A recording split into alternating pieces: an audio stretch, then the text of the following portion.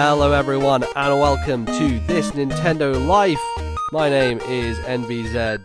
This is a Nintendo podcast and my wallet, Bally, somehow really light. I don't know what happened. I feel like I just tripped over and somehow $3,000 slipped out my pocket and now I don't have anything for it. You've been hoarding PlayStation 5s. I have been hoarding PlayStation 5. Okay. You are a scammer. You've bought 9 of them and now no one else can get them. Yeah, I bought 9 PlayStation 5s, by which I mean I have now ordered my new PC, Bally. The problem is, who knows when the fuck it's going to show up. It could be in 7 months' time. It could be in 2 weeks. We have no idea. You know, when Nvidia get their asses out their fucking, or their fingers out their asses, I should say, and actually make some of these GTX or RTX cards, I should say, then maybe I will have a new computer. But yes, I have spent a stupid amount of money on a PC. What's the very first game you're going to play when that thing is all booted up and set up? That's a good question. Hellblade. You know, it's probably not going to be a game that pushes much. It's going to be Yakuza Kiwami 2 because I just want to play that, to be honest with you. Part of my, pushing me over the edge was running Yakuza Kiwami 2 on my current PC and it not hitting a consistent 60 and me being annoyed by that. And so I just went and ordered my PC that day. What about a bit of Forza Horizon in Edinburgh? Yeah, I could do. That could be fun, for sure. I feel like Control is the go-to game, right? For just, ray tracing and lighting and all that shit. That's probably a good one, but yes, it was kind of I guess a Christmas present to myself, but also a thing I've been saving up for a while, and you know, I just thought let's just do it now and get out of the way. Very exciting. So I'll be joining the next generation soon at some point. And you're still humming and hawing about monitors, right? Yeah, I want a high refresh rate one, which means I can do over 60 FPS and. Trying to look at that stuff, so if anyone has any suggestions, hit me up on Twitter or something like that. Anyway, hi, I'm Nbz. This is a podcast where we talk about Nintendo, however, and I'm joined by Bally, who also talks about Nintendo sometimes. Hi, Bally, how are you doing? Hi, Nbz. Happy New Year. How was your holiday? How was your Christmas and New Year? It's been good. It's been quieter, which has made the holiday feel longer, which I think is also a good thing. So I've still got 3 days off before I need to go back to work, which feels good. And yeah, it's just lots of time to sit down. I've sort of wrapped up a few video games that were kind of still in my backlog at the end of last year and played new games, and yeah, looking forward to all the crazy releases for this year. Yeah, it's going to be a good one, I think, and hopefully things won't be as delayed or put off. I'm sure there will still be knock-on effects. Yeah, very famous last words. I think that we'll still feel the aftershake of the earthquake that is COVID, but I have excitement for things coming up. And speaking of things coming up, Bally, we're about to play one of those very good video games of a classic, of an era, of a time. Super Mario Galaxy. We are wrapping up our celebration of Mario, 3D Mario. We should be able to fully do that if Nintendo included the final game, which apparently doesn't exist anymore, Mario Galaxy 2. But no, this for this collection, at least, for the 3D Mario collection, we are going to play Super Mario Galaxy. And you can still buy this collection if you so want up until this point. Soon. I know, we'll have finished all 3 of them just before you can no longer buy it. Buy the product. Yeah, exactly. So we'll be talking about that next time on the show. So you have 2 weeks to play Super Mario Galaxy if you've not started it already. Bally is deep into it. I have not started it yet, or I technically have started it because I did check it out when I first got the collection, but not as deep in as Bally is at the moment. And we'll be going through and doing all those stars and talking about them in detail. And we're going for 120. We're doing it. Yeah, Bally's going to go for 120. I've done 120 twice before in my life, so I don't know if I need to again, because I've done it with Mario and then with Luigi as an entire recorded Let's Play that's on the internet. So I feel like I have fully mastered Super Mario Galaxy in my lifetime. So maybe I won't go for the full 120, but we'll see. It's a very good video game. It might. Honestly, it feels crazy easy having come off 64 and Sunshine. It's I'll do 120. These stars, even the hardest stars so far, have felt considerably easier than the hardest ones in those other games. For sure, yes. So I'm excited to dig into that. And if you would like to let us know your thoughts, which would be great, you can send them to our email address, which Bally will tell you right now. please email us at thisnintendolife@gmail.com. That is thisnintendolife@gmail.com. We want your thoughts on Mario Galaxy. I was going to say Sunshine. We had those already. Please never send any thoughts about Mario Sunshine to this show ever again. You can also leave a comment in our Discord server, so link to that in the description, and say your thoughts, your comments, your feelings on Galaxy in that thread. Yes, absolutely. Cool. Well, what else are we going to do today, Bally? We've got a show for people to listen to. Please let them know how it's going to roll out. So, of course, it is the new year, which means it is time for video game predictions. So for the first segment, we're going to talk about the games that we have been playing. And the second segment, it is our predictions on Nintendo platforms for the year 2021. We're even going to go back and have a little look at our predictions for 2020 God, from Nintendo. Those will have aged very poorly, I'm going to imagine. So we'll see how that works out, and making new predictions. If any of us even gets half a point, I will be proud, honestly. Because, that was... no one saw last year coming, let's just say that. Yeah. Anyway, let's get on with it, Bal. Let's talk about video games. I hear you've been back into a nostalgia hole, a pod race-shaped hole, one might say. If there is something that sums up our nostalgia the most, it's got to be Star Wars Episode 1. It is like the nostalgia king when it comes to like things we were big fans of, especially when we were younger. And for sure, like there's a cross-section of video games and Star Wars and like all these other things. Like, do you remember in Walker's crisp packets they gave you away the weird Jar Jar long tongue thing? Yes. That was a sticky long tongue that you'd... And then like, they quickly got not very sticky and yes, horrible, and you get a bunch of hair on it and it was nasty, yeah. And yes. But like, it just speaks to like the cultural osmosis of the time of Star Wars coming back into the public consciousness and us just being the perfect age for it. Yeah, it was arguably like the first film I can remember when I was younger that had the big marketing drive behind it combined with all the toys. Well, that's probably not true. I think there was loads of Disney films before that, but it was one of the biggest at the time. I also read the novelization of Episode 1, like the book they put out. It was written by Jude Watson, I believe, who then went on to write all the Obi-Wan and Qui-Gon prequel stories. There was like an entire book series of like before Episode 1. Here was Obi-Wan and Qui-Gon's adventures, which were very good, and I enjoyed those a lot. But when people think of Episode 1, I think they think of three things. I think the three things are probably Jar Jar Binks, Duel of Fates at the end, or just Darth Maul in general, and double-sided lightsaber. I think the third thing is probably pod racing. Now this is pod racing. Now this is pod racing. I actually owned this game on PC back in the day. Did you actually own it? Okay. I actually owned it, and it ran okay back then. Not that I had any reference points to think that it did or not, but I owned it on PC. Well, it's one of those things we just didn't understand when we were children. Is like, what is frame rate? No one knows, but it just makes games look better. Yeah, and I had like a weird third-party gamepad. I think it might have been Logitech. I can't remember. Really? You didn't use mouse and keyboard for playing Lego Racers and this as well? I did not play. I've never been a mouse and keyboard person other than come on, SimCity. Get honestly. To it. You gotta get into the groove of it. It's superior.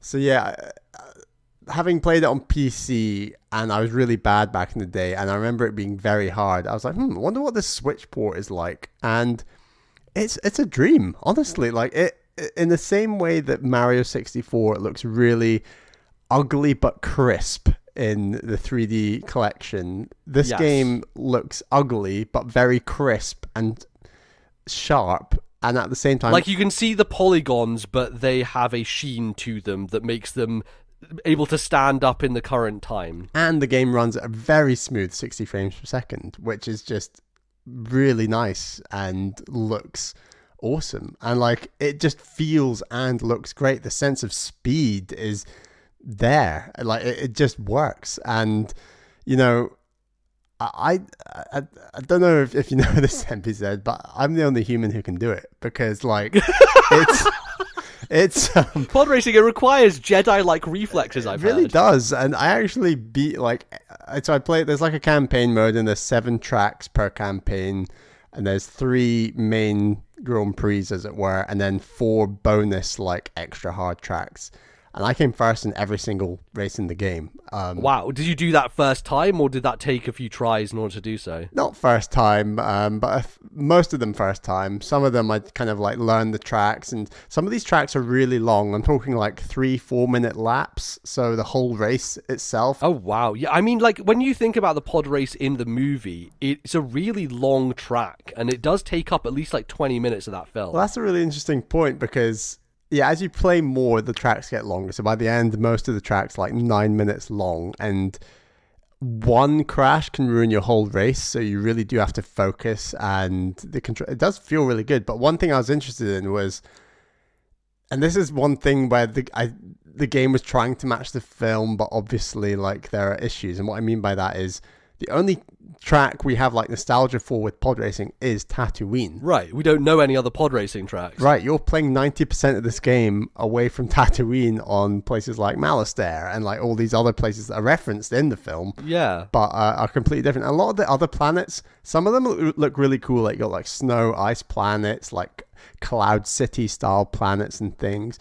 But a lot of them are just like really grimy, kind of dark, different shades of brown kind of all merging together, and they're not the most pretty looking planets. So one of my concerns was, because the very first race in the whole game is on Tatooine, and you're like, right, well, this didn't feel anything like the film. It's basically like a training loop almost. It's is it really? So it doesn't really match the kind of same geography as you see when they're doing that race. Well, you say that, but not only is the first track in the game Tatooine, but so is the very final track in the game. Okay. I was a little concerned that I wasn't going to come back to Tatooine, where you do this kind of fairly boring loop. But the final track in the game, this is other than the difficult 4 tracks, that's like a separate thing, but this is the final standard Grand Prix track in the game, is the Tatooine from the film. And they do a fantastic job in my eyes of like replicating aspects that are famous from the film. So when I think of that track in the film, I think of like near the end there's tons of arches that they have to like navigate through, very like really fast reflexes. They've definitely got that.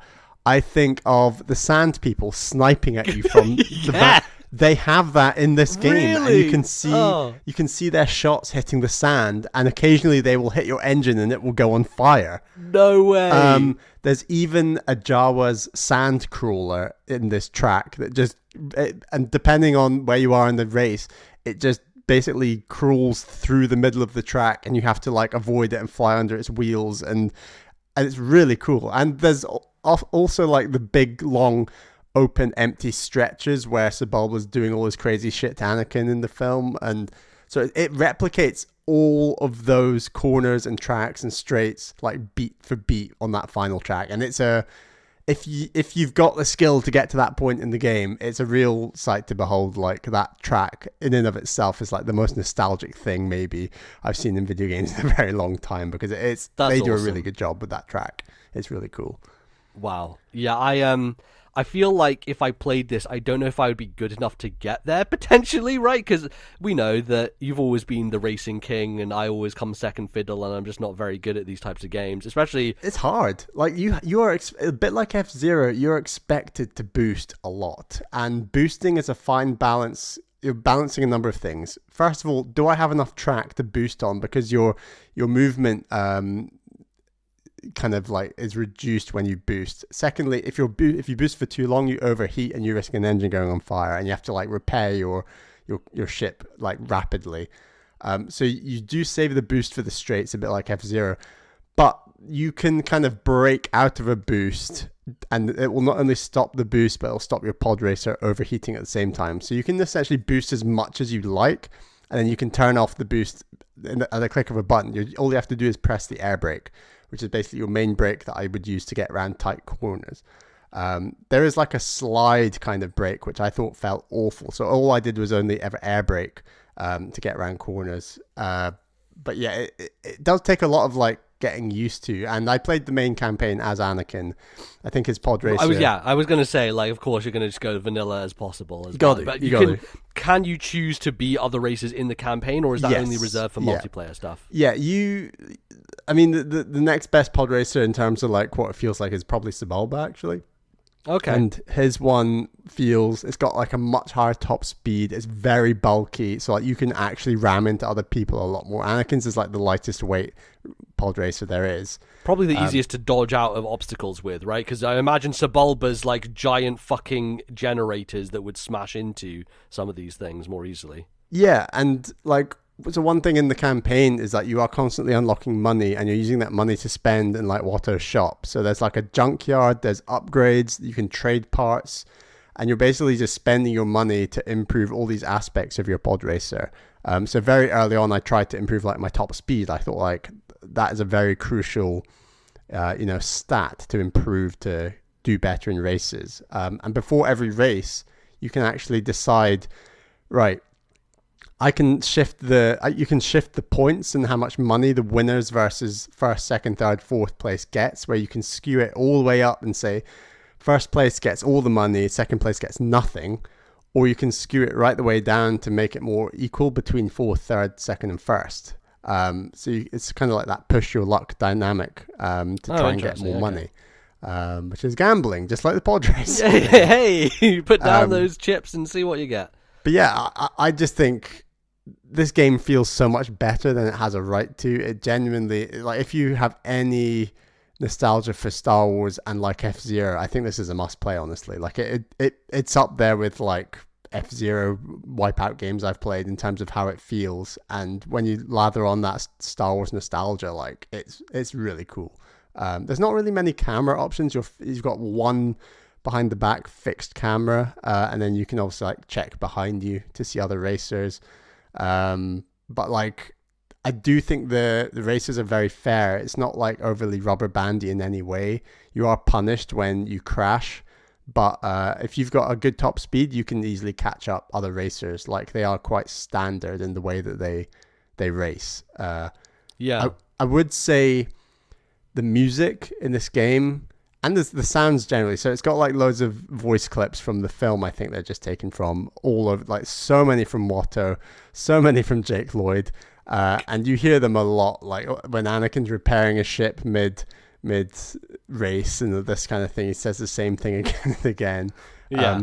But the music is just ridiculously over the top. It's actually hilarious at points. It's always playing the most intense music in the film. So it rotates between Duel of Fates, and there's a couple of other intense songs. I don't know the names of. Does that not feel out of place? Because like, I feel there's a heavy association of Duel of Fates with a very particular moment, right? So like, having that in a pod race, I don't know how that... Does that just feel a bit off? Well, Duel of Fates is also reused for Episode 2 when he's killing sand people, and also Obi-Wan, Anakin in Episode 3, but I agree. Yeah, so I guess it is more associated with like Jedi lightsaber stuff for the most part. It is. It feels over the top when you're halfway through lap 2 and you've got a lot of race to go and there's not a whole lot of anything happening. You're just driving along and it's just this crazy intense cinematic music, and it's like everyone needs to chill out. But at the same time, a lot of the music around the pod racing was either dramatic or non-existent, I seem to remember, in that film. Right, like I remember when I'm thinking about pod races, it's more like sounds of engines and like whoa, whoa, whoa, and like corners and like the kind of Doppler effect going on as like a pod race passes by. It kind of has an absence of music in that section, actually, which is kind of weird for Star Wars. Yeah, so I think this game could have benefited from a bit more silence in those areas, because they do have all the sound effects and sound design of like these engines like crashing and whirring and the dong dong dong dong dong. Like there's some really good stuff in there. So yeah, the music is in a weird way a little bit of a downside to this game, where it's just a bit too over the top. Okay, all right. But yeah, I'm very impressed. It took me like maybe 6 hours to like beat all those tracks in first, and like I said, some of them can get quite long, some of them are quite difficult, but I mean, you learn them, you know when to use the air brake, you get better. Some parts of the tracks got very dark. I mentioned there were like a few that were quite brown, but even on the lighter tracks it was very hard to see around certain corners, that you'd like just zoom straight into pitch black sometimes, and sometimes to crash. And it felt a little harsh, and I could have maybe tried balancing some of the colors or HDR or whatever it was that part. But yeah, overall, like, this game is just so much more fun than I thought. I thought it was going to be janky but nostalgic, and it is. This game's really not janky. It's really smooth and really. It doesn't feel like a PlayStation or PC N64 game in that sense. I could easily see this as like PS2 or even PS3 era game. Wow. It's that good. It's very impressive. High praise. Yeah, I was interested in picking this up just to check it out and see how it ran and everything. And yeah, I probably will at some point when it goes back on sale, because I think you grabbed this like end of last year on sale. Yeah, I think I picked up for about £6 or something. So. And the other game on there that I have a lot of nostalgia for is Star Wars Jedi Knight 2 Jedi Outcast, which is also on the eShop, which I barely ever got far in. The most that I played of that game was me and one of our other friends just doing multiplayer matches against bots, turning on invincibility cheats and just running around with lightsabers and murking people. So... That's kind of my experience of that game mostly, which is not like the campaign which is weird because I think in the campaign, we never got far enough to get to the lightsaber portions because we just got stuck on the blaster stuff at the beginning, which we just... You're right, we just had a blaster, yeah. Yeah, and we were just not good enough to get past it, and as a result, like, never got to the actual meat of that game, which is the lightsaber combat, which is actually kind of good, and that type of stuff, so... the other thing I was going to ask is, does this game have online multiplayer built into it? Because it is a remaster, and obviously, like, doing multiplayer local isn't as easy these days, especially. Good question. I actually have no idea. I never tried it. I did a bit of arcade mode where I tried a few different racers and tracks, but I never tried anything multiplayer. Okay. Maybe it does. I'm not sure, because I feel like someone mentioned that the Jedi Knight games on Switch do have that feature, so I would just imagine that maybe they added it to this as well. But one more thing I want to shout out is the game does a really good job of replicating the energy when the race starts on Tatooine and you've got Jabba, because each race, regardless of the planet, they all have their own host. So Jabba is the host of Tatooine. Yes. And it does a good job of having all these other hosts of all these different crazy planets, and there's just some really... Does he spit a weird frog into a gong to start the race? Exactly. And it's like, I'm pretty sure there's some guy who relates to the Bendu, who are like this like alternate Jedi religion thing that goes on the ice planet, I want to say. So do the commentators talk as well during the races? Not during the race. There's like build up with the two-headed guy, and he might only be on Tatooine. Ben Quadraneros is one of the racers, not the Quadraneros. Yeah. And Oddie Mandrell. Sure. I remember all the other names. We used to know all the fucking... Look, my thing was I could name every Jedi Council member. I think your thing was you could name every pod racer. You know? All about the pod racers. Yeah, so they're all here, which is very cool. It's just got that real vibe of the game, and sure, it looks very ugly in PS1 era, but it's cool. It's worth checking out. Great, awesome. Well, from one racing game to another segue, I picked up on sale over Christmas, and I was like, this is going to be my Christmas game, is Crash Team Racing. Nitro Fueled, I believe, is the name of the remastered edition on Switch, and so I was planning for this to be my Christmas game. It turned out another game just blindsided me and became my Christmas game instead. Because I think the thing with Crash Team Racing, and at the moment actually, by the time this episode goes out, you'll have one more day, I think, to play it for free, because it ends on the 5th of January. But it has also gone up for free, and so Bally has played a bit of it now as well. We just played some this morning. And... yeah, so basically it gives you the full game access to it if you want to check that out. But I bought the whole thing, so go me.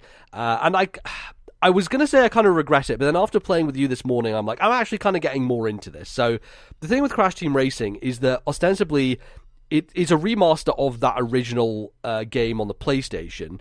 However, because it is built more for the Xbox and the PlayStation, it's like they designed visually it for that system and then had to downgrade it for the Switch, even though visually it kind of compares to something like Mario Kart. But when you put it up against Mario Kart on the Switch, like, this game runs at 30, looks super rough handheld, like, doesn't have the crispness and the sharpness and the smoothness of a Mario Kart, and it's just kind of embarrassing when you put it next to it, just from a visual perspective, which is just kind of a bummer, right? Because I haven't bought Mario Kart 8 yet on Switch, and I refuse to, because I'm not buying that game again. And I just wanted another kart racer on Switch. And so I got Crash Team Racing thinking this is going to be my kart racer for Switch. And then I was kind of bummed out because it didn't live up to the standard of the quality. And I think the other thing is I have played the original Crash trilogy on Switch, and that trilogy looks fantastic. It's a really good version of those games on the handheld versus this, which you can see the jaggies, you can see the roughness, and it doesn't hold up visually in the same way as the trilogy platformers do, which was kind of my first impression of it, and that's kind of what bummed me out about it. But at a deeper level, I feel like, we were talking about this, about like what is more complicated, Mario Kart or Crash Team Racing, because I think up front, Crash Team Racing is a little bit more tricky just because of the way that the boosting works. And so when you go around a corner, you hop, and then you go into a slide, and the hop itself is kind of hard to navigate to like get it to turn in the correct way you want it to, either left or right. Yeah, that's the bit I struggled with the most, more so than the actual charging of it. Yes, yeah, it's like it's setting up the boost in the first place with a little hop is probably the most tricky part, but then once you get into a slide, you don't build it up by doing the left, right thing of Mario Kart. You have a meter which goes up on the side of the screen, and that meter is almost like in a golf game or whatever, where it like goes up to a point and you hit the button when it hits a point.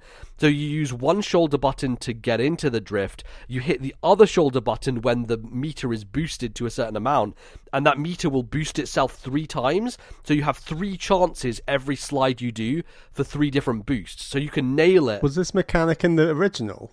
I believe so, yes. I believe this was an original game mechanic. And so you do it 3 times to get 3 boosts, and that will give you way more speed, and will just help you out versus the other racers. And just getting that down takes a lot of head work and just like getting yourself to understand how it operates, because as someone who really, I've only played Mario Kart in terms of kart racing things in the past. I didn't grow up on Diddy Kong Racing or anything like that, and this game is more similar to Diddy Kong Racing in the way that it has an overworld and a campaign that has bosses in it and like different objectives, and it's much more fleshed out than Mario Kart has ever been, maybe aside from Mario Kart DS. But the racing is very different, and I think that drifting is the main mechanic that makes it feel a bit different. There are similarities, like the Wumpa Fruit, you collect 10 of those and you increase your maximum speed. You can jump off of ledges and stuff, and when you land, you'll get a boost. I think Mario Kart does that in a similar way, doesn't it? Where you like do a trick in the air when you jump off of it, and then you get a bit of a boost on the ground. So I think they started that with Wii or 7. Yes, I believe so. I don't believe there's any slipstream though. I don't think there's slipstream in Crash Team Racing. So yeah, it feels familiar and yet different, and I wasn't that into it to begin with, and especially because the campaign, I found you have to lock in your difficulty at the beginning. So I started on normal, and I was like, actually no, I started on easy. And then it was really fucking easy, and I was just wiping the floor with every race. And I was like, all right, let's switch over to normal. So I started a new campaign on normal, and I was like, well, I can't really beat people that easily on normal. And I kept coming in second and not being able to beat the first place racer.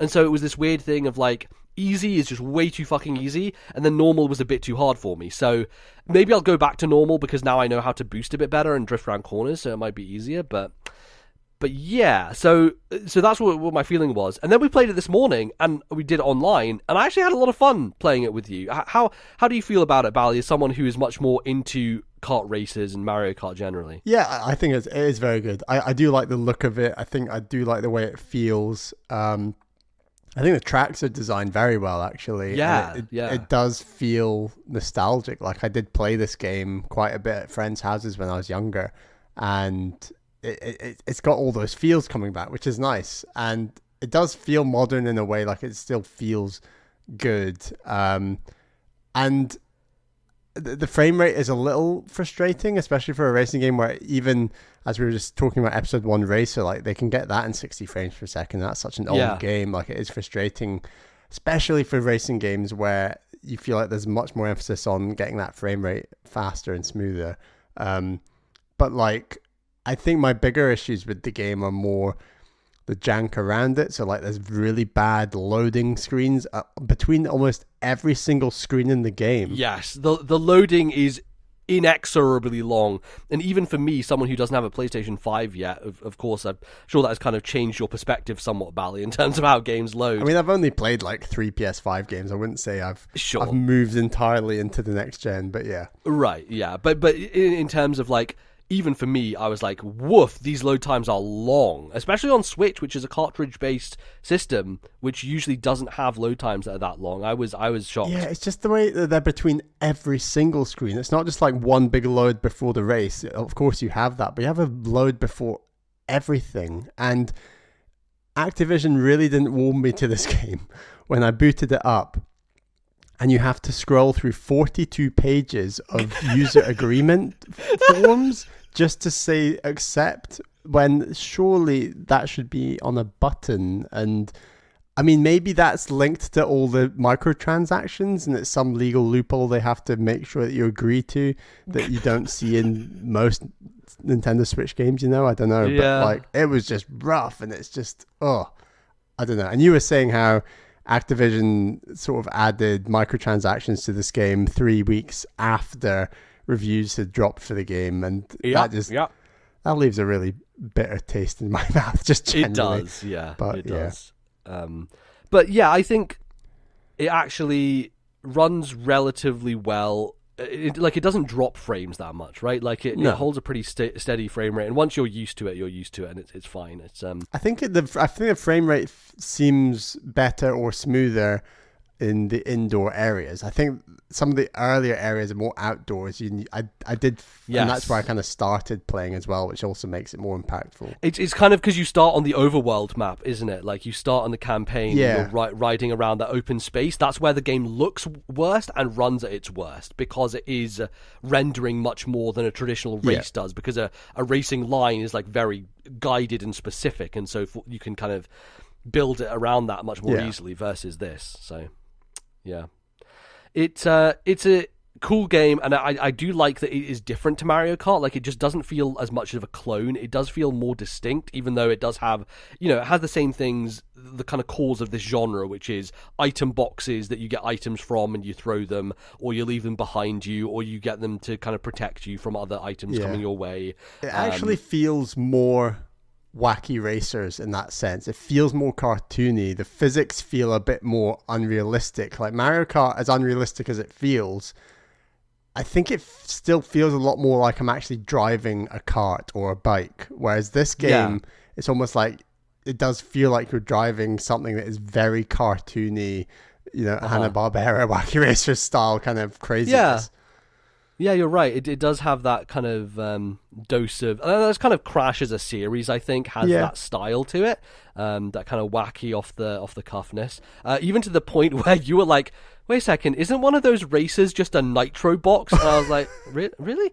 And then we get to the end of the race. You didn't believe me when I said it. No, and then we get to the end of the race, and the guy who came in second, his character he was playing as was a fucking nitro box. Like an inanimate object was his kart racing character, and I was like, okay.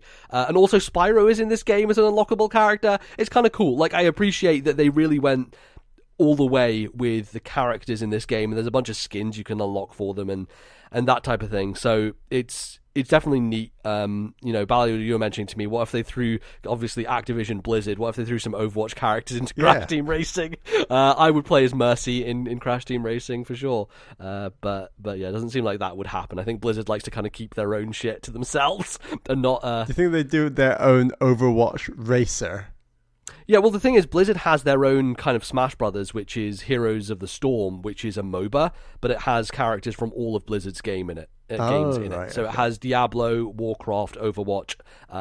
It's like a League of Legends style game, but with all of Blizzard's characters, essentially. So could you see that becoming a kart racer at some point?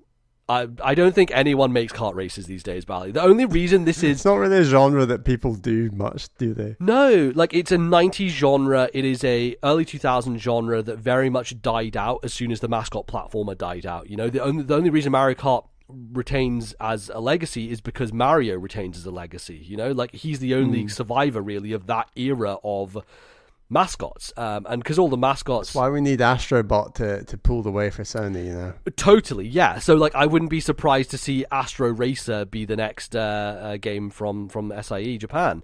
That would be pretty cool. Because they put out that who did the Sackboy Racer? Oh right, yeah. Sumo Digital, I believe, worked on that. I don't think it was great, but it's interesting they tried. I mean, Sony did have was it Mod Racers? Mod Nation Racers was a Sony racing franchise for a little while back in the day on PS3, and I think there was a Vita version as well. Mod Nation Racers was the last kind of bastion there, but yeah, the only reason this exists is because the Crash trilogy did so well for Activision that they were like, well, we might as well fucking remake the other one. Yeah. You don't think Crash, because obviously Crash Bandicoot 4 has just come out. You were saying before we were recording that you think Spyro is going to get a new game. You can't see Crash Team Racing getting a new game. Well, there was actually a sequel to Crash Team Racing on the PS2. So there is another game they could remaster, which is that one. I think it's more likely they just remaster that than make a new one.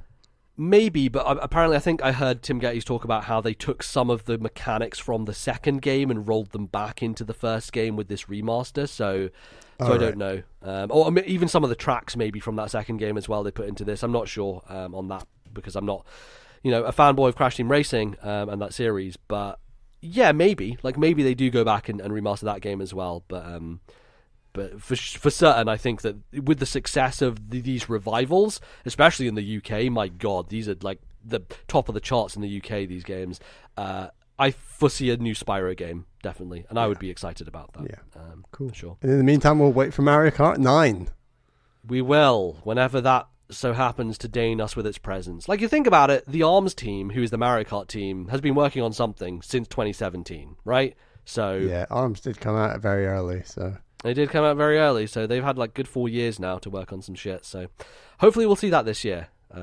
We shall wait and see. But, as Crash was going to be my Christmas game, it turned out that no, my actual Christmas game was an Apple Arcade thing that came out when that did, and is like kind of a match 3 game, and is actually one of the best games I played this year, or last year, I should say. That's like we're only in January. We're only on the 2nd of January. Good job. But it is still probably, I mean, I've only played 2 other games this year. I've played Bug Snacks on that, and that's probably my best game of the year so far. Oh. Grindstone fucking rules. Oh my goodness, I love this game so much. So the setup for it is it's basically, when you look at it, you're like, that's a mobile game. I don't want to play that. It's like a match 3. You look at it and like, that's fucking Candy Crush. Why am I interested in this? And you are fucking wrong, because it is so much more interesting than that. So you have these grids where there are a bunch of monsters, and they're all different colours, and you play as this big brute guy. He's kind of like an ogre-like guy, and he's called Georgie, and he has a giant club. And the idea is that you chain your way through these enemies, depending on their colour. So you have like... You can go up, left, right, down, and diagonal. So you have a lot of leeway in terms of your direction you go through them. And as you chain through them, when you go all the way through, he will just go and just smash them all to pieces. So it feels really good when you do a chain. So you can say, for example, do 5 red guys in a row, and if there's no other red guys around you, you kind of end the chain there. But you can link different colours together if you get gems. And these gems act as a way for you to chain from one colour to another. So say you have a gem on the field, and you get gems by building up combos. So if you get 10 guys in a row, you'll spawn a gem onto the map.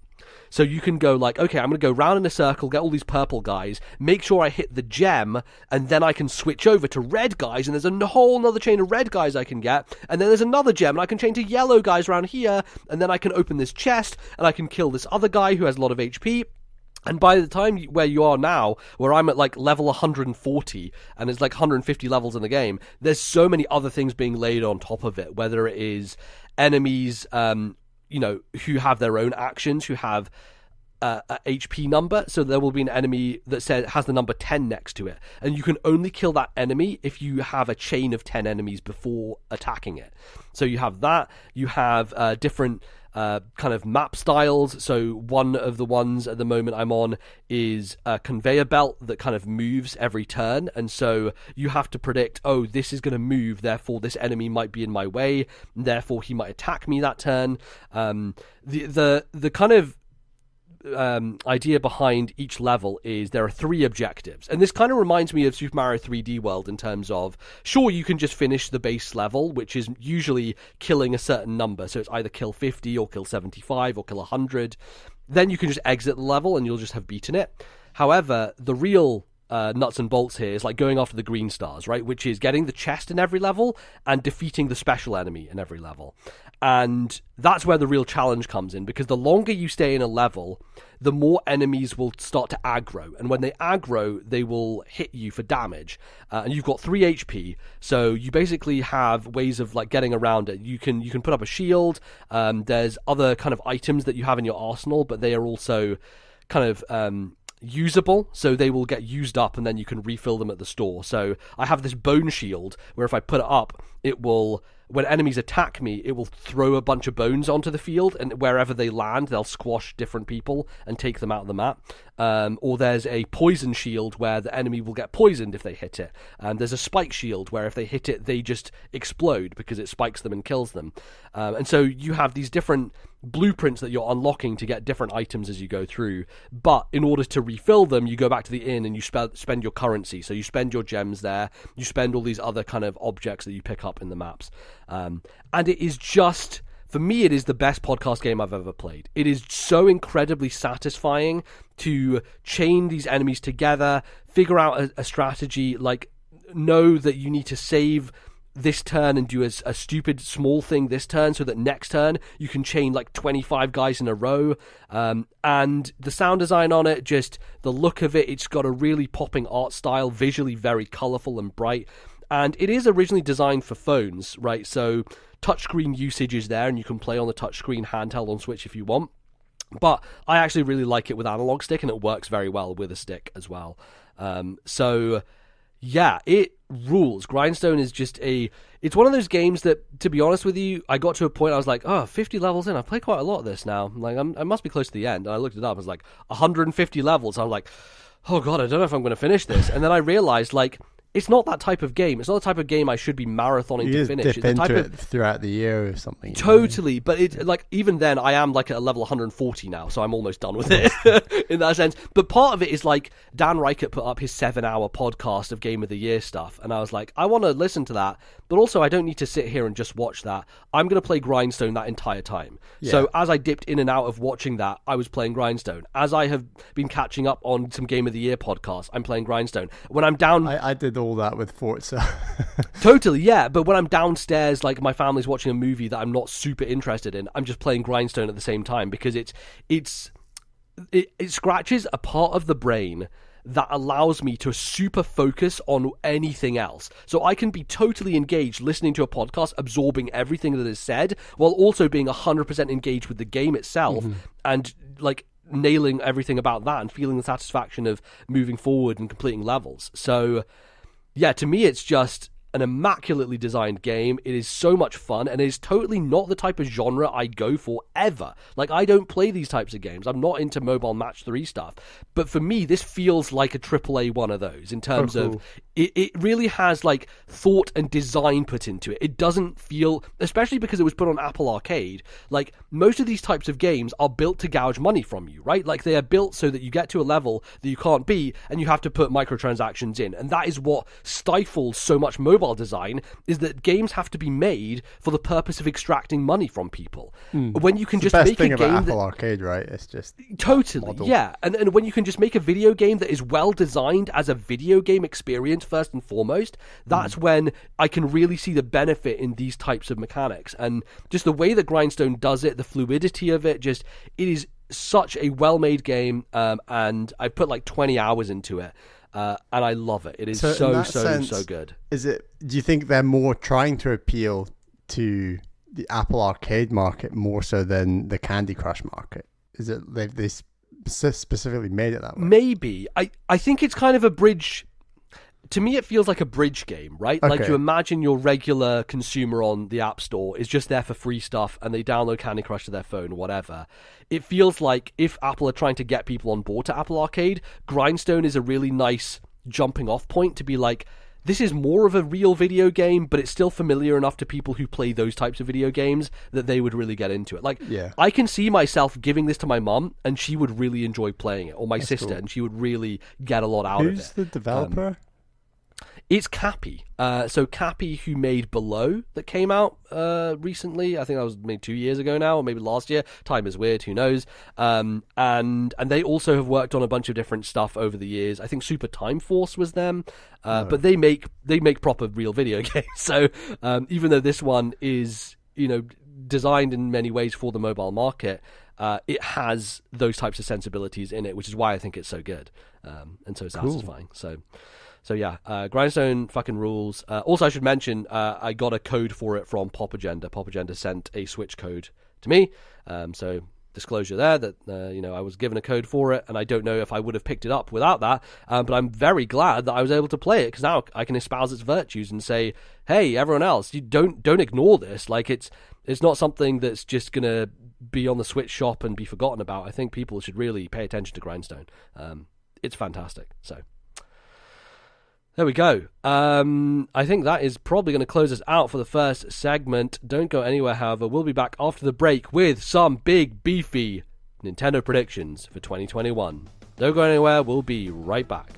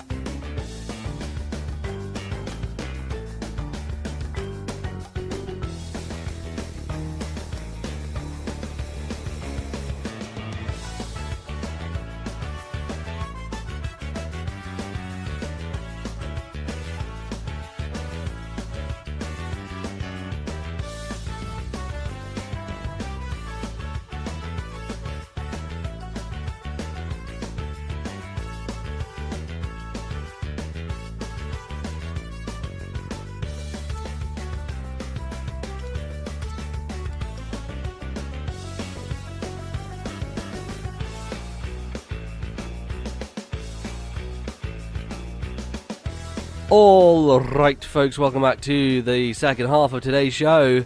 It's January, we're here in the new year, and that means one thing and one thing only. It's time for predictions. It's time to lay down our thoughts, our opinions, our ideas about what Nintendo will do in this year, 2021, that hopefully will see them a bit more active than last year. One thing I'm going to say, Bally, I don't think we've done very well in last year's predictions, given how Nintendo acted. No. But it's hard to tell how weird of a year it would have been for Nintendo regardless of COVID. I think that's the kind of grey area that makes it even more strange. Maybe they were going to have a fairly quiet year anyway, but it became incredibly quiet, you might say. I don't know. Yeah, a deafening silence, one might say, for Nintendo. But look, we've got to see what we said. We've got to figure out what our predictions were. Bally, can we go through last year's predictions and kind of tell us how we did? All right, let's go through yours first. So we did five predictions last year. We've lined up five this year as well, and it's kind of four slightly more serious and one a bit less serious, let's say. So yes. You started by saying, Nbz Mantra, a new 2D Metroid will be announced, which you always come in with, and yeah, that didn't happen, so... Don't worry, it's coming again, don't worry. There you go, it's happening again. Your first prediction was, Nintendogs will make their return, and a return with Pikachu. So it was like Nintendogs plus Pikachu, and you said it was going to release in August, so... Gutted. Well, you know what did happen in August? We played Nintendo, so that counts, right? Yeah, and I'm not rolling in like Pokemon Snap into that's very distinct from this. It is distinct. I think that's a zero. Right. Second prediction. Square Enix, having seen the love for Dragon Quest XI on Switch, will release Dragon Quests 4 through 6 on Switch based on the mobile versions of those games. And you also said that Square Enix would announce the Final Fantasy VI collection, so that's Final Fantasies 1 through 6 on Switch. And yeah, we didn't really get collections from Square Enix, did we? Well, we did. We got a Saga collection, which has the Saga games in it. Okay, you were close. Yeah, that's a collection. It's definitely a much more niche one than the ones I was suggesting. It's more surprising. Yeah, in some ways, even more shocking. Yeah, so strange. Third prediction was a Splatoon spin-off that would focus on fashion called Splat Walk. And it's a fashion-based life sim. Man, I want that to happen still. That sounds too good to me. So yeah, the Splatoon spin-off, that's a good one, but it still hasn't happened yet.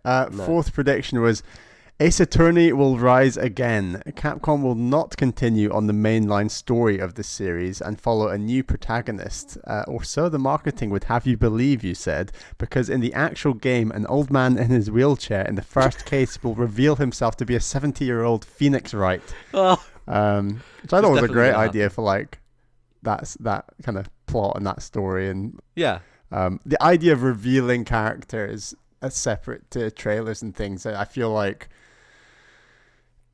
the way that things are just spoiled, it would be cool, but it seems that marketing wise they would want to promote it. I don't know. It's one of those things that certain other series have done in the past. I think Metal Gear Solid 2 being the most famous one with the twist in that game, but the thing is, we know that there is an Ace Attorney 7 now because of the leak. There was a Capcom leak, and Ace Attorney 7 when did that leak happen? Like end of last year, like maybe November or something, or October, and bunch of Capcom shit. Just basically the next 5 or 6 years of their entire portfolio. So it's going to happen. Don't know when. It might be announced this year. It could be this is the year that it gets announced. Was the last Ace Attorney released same date as Japan in the West? I believe it was close to it. Yeah, it was. It was end of 2016 was Spirit of Justice. So it's been 5 years now since an Ace Attorney. Long time. 5 years. That's like nothing in comparison to some of these Nintendo games that that's come true, out in like a decade. But yeah, your final prediction was Labo Bike will be announced. So alongside Ring Fit Adventure, and Ring Fit DLC, called Ring of Fire. And it's going to be. And you said I suggested was this whole bike going to be made of cardboard? And you were like, probably not. I guess they need metal ridges in there to stop the whole thing collapsing. So yeah, good. But hey, yeah. I mean, I feel like I went a bit more out there with my predictions last year. A bit off the rails, and it didn't pay off at all. None of those really happened. Well, mine were considerably more boring, and I don't think really helped me at all. So here we go. Right, I said Breath of the Wild 2 will release in spring 2021. The focus will be the focus of E3 2020. It'll have a playable demo on the E3 2020 show floor, and my sort of pitch for the game was it was a new world map, a larger map, and new methods of traversal. And the key new method of traversal would be that Link had his own airship, which you'd use as like your hub area. None of that really E3 got cancelled. Yeah. So that was the thing. And we still haven't seen anything else about this game. We saw it in E3 2019. It's been over a year and a half since we've seen Breath of the Wild 2. I think there were gaps that long or longer with the first game. I don't know. Yeah, they at least gave us like little snippets. Like, remember that tiny little like 20-second trailer of Link on a horse and then a camera rotating around him? Like, that was a snippet that we got in between the years, but not much else. So I said that Mario Odyssey 2 would be announced at E3 and come out holiday 2020. It'd be new worlds, new captures, and the main selling point of the game, in the same way that the T-Rex was kind of the main capture to sell the game the first time, was going to be having a capture where you play as the dragon that's in the first game, and there would be a crazy flying boss fight with a flying Bowser. Nice. And I like that idea still. Yeah. And also, you could just make that exact same prediction this year, and it might. I don't know. I might. Well, we'll see. Roll it in. Like a step up from Galaxy 1 to 2 is kind of my broad outline. My third prediction was that few Nintendo games in 2020. However, so at the start of 2020, we knew there were not many Nintendo games announced, and then basically they never came. Like, it was already looking likely that there was going to be a sparse year, and it became more sparse than I think we realized. But I said Animal Crossing would get a ton of support, and the main support it would get would be stuff like a Mario Odyssey 2 day for when that game launched, and there'd be skyscrapers and crossovers, like a skyscraper from New Donk City and big crossovers. A Splatoon day where the whole town was covered in ink. And I actually think one of the surprises maybe of Animal Crossing was how little there was that crossed over with the wider Nintendo franchises. Even to the point where, like, there are basically no Nintendo memorabilia items in that game, and it bums me out. Mad.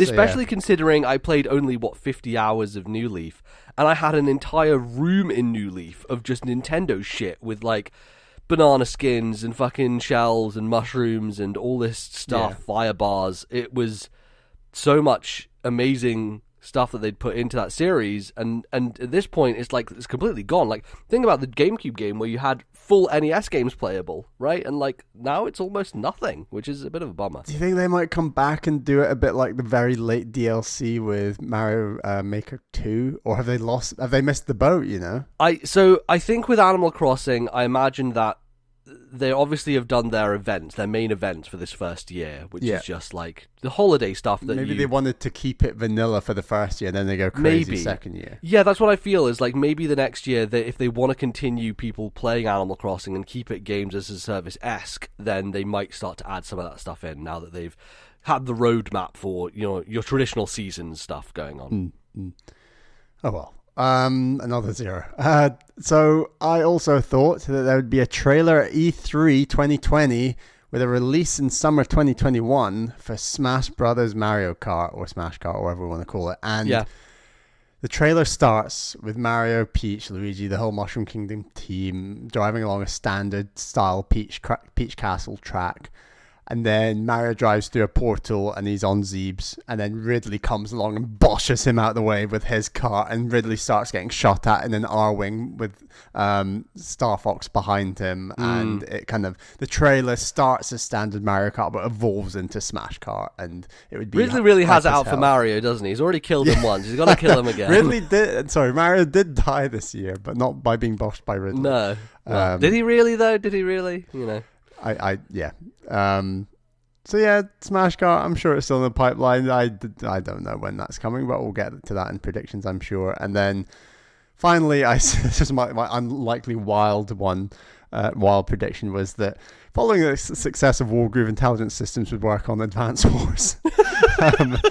I love how just a simple and Advance Wars game is getting made is your wild prediction. Is my wild one. That's the state of play that things are in right now. I also made a joking prediction. Maybe this is the closest I came in the whole year, which was Bravely Default 2 would be Nbz's Game of the Year. However, I would absolutely hate it because it wasn't similar enough to Octopath Traveler. So the second part is getting there, but I don't think you were that hot on it either. So oh no, I fucking hated it as well. And it wasn't my official prediction, so I won't claim any points there. But yeah, it didn't come out this year. So. And it didn't come out this year. Last That's year, very much based on the first demo. We've not even tried the second demo. So no, I think the first demo was so bad that I just don't even care about the second demo. Yeah. So maybe that's a first for two big fat zeros. Yeah, I think so. Maybe it is. Have we ever scored 0, both of us, before? Maybe. I want to say no. I think one of us have got a 0 occasionally, but we're generally awful at predictions. I mean, we like to go a bit out there. Is anyone good at Nintendo predictions? No, because they're literally the most unpredictable company in the entire industry. Like, you just can't say anything they're going to do with confidence. So, cool. Shall we then get into our predictions for this year, for 2021? I should say, if you do a prediction that relates to one of my predictions, I'll slide that one up my I'll say it next, just so that we can keep the discussion going in that area. That makes sense. Cool. Who wants to start this off? Do you want to kick it off, Bally? You go first. I go first. All right. Cool. Well, this one is a bit of a bumper one, so we've got multiple things within this one. But we all know that next year is the 35th anniversary of The Legend of Zelda, just like last year was the 35th anniversary of the Mario franchise. Of course, Breath of the Wild 2 is probably going to be a thing that they want to get out this year, but I don't know whether that will happen. We shall see. However, I believe that there will be a Nintendo Direct that is a 35th anniversary Zelda Nintendo Direct. And within this Nintendo Direct, we will have 3 things announced. The first one will be the long-awaited sequel to Mario plus Rabbids. However, it is now called Link/Zelda plus Rabbids.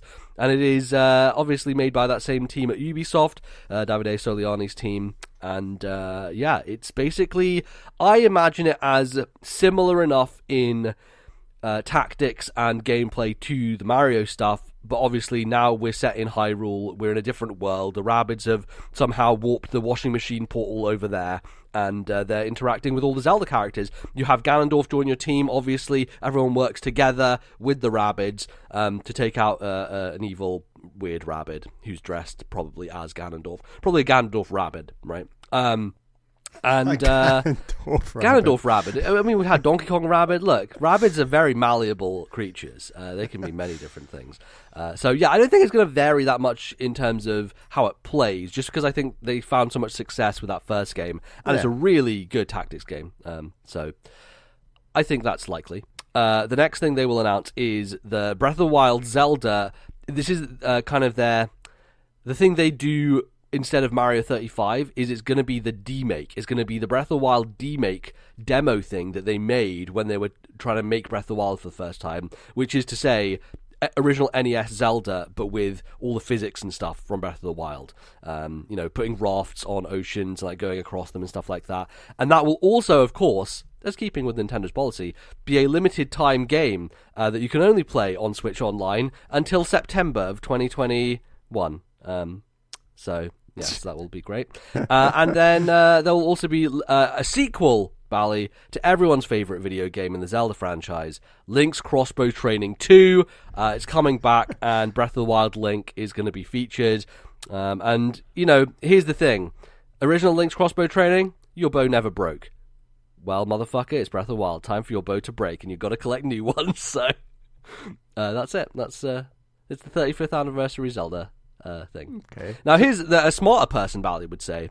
They're just going to do the same thing they did for Mario, which is a collection of all those 3 games. But I'm not a smart person, and neither am I boring, so I'm not going to say that. Even though that makes sense. If you were going to be a boring smart person, which 3 games would be in the collection? It would be Ocarina, Wind Waker, Twilight. No, it would be no. You dropped your favorite Zelda. No, it would in fact be Wind Waker, Twilight, Skyward, just because we already have Wind Waker and Twilight already, and Skyward Sword is going to get remade. Obviously, we've got motion controls on Switch. It makes too much sense. That's the easy every man's pick. That's just probably going to happen. Ocarina's a bit like Mario 64. Like there's that potential HD remake one day, that they never release, but it is always possible, and perhaps. And the more likely thing is they just dump the ROM of cleaned up Ocarina of Time on Switch, right?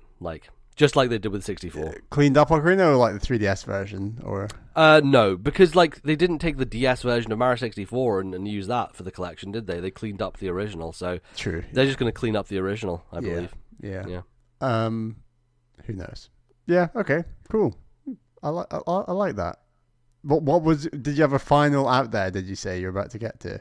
Oh no, that was it. That was it. Okay. Yeah, those 3 are all going to be in one direct, and lots of Zelda goodness, basically. Yeah, interesting. I think Zelda is. I think it will get a 35th anniversary direct, and I guess maybe some of the things in it will be a bit safer than what you suggested. But probably it is surprising Mario vs. Rabbids hasn't had a sequel, definitely. And I definitely think that they're going to do a Mario 35 style thing for the Switch Online. Whether that is similar enough or it's, like I said, something a bit different, like a way to do a spin on original NES Zelda. And the reason I go to that demake thing is because we've seen footage of that. Like they showed it as GDC talks and stuff. So I think that it's one thing that people have been very curious about, and I think it would be a very cool thing to release. So I think that's one of the most likely ones, to be honest. Yeah, totally. Cool. Shall I get on with my first prediction? Yes, Bally, what's your first prediction? I think that against all the science in the world and against all any sense, there's going to be a hardcore group who are going to try and push for E3 to go ahead. And okay. I think it's going to be a really scaled down E3. I think the only people that go are going to be off their heads. I think that it might look like it's going ahead until the very last minute, and then literally the 3 or 4 companies that are still there at the last minute say, actually, this is stupid, and don't go.